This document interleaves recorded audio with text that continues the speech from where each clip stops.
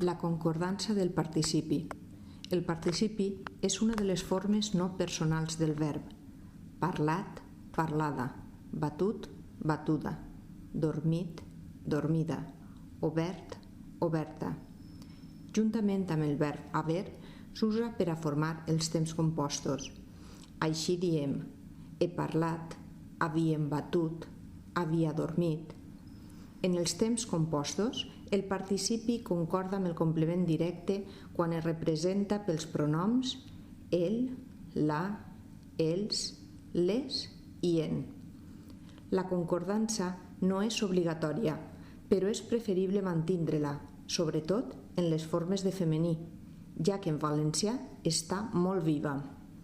Vegem-ne uns quants exemples. És millor dir: ha passat la teua germana, l'has vista?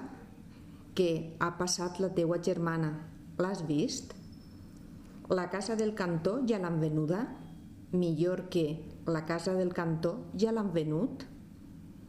Com que li agradaven les botes que portava, li les he regalades. Millor que com que li agradaven les botes que portava, li les he regalat. Si no troba les claus és perquè les ha perdudes. Millor que, si no troba les claus, és perquè les ha perdut. Per tant, recordem, encara que la concordança del participi no és obligatòria, recomanem mantindre-la, sobretot en les formes del femení.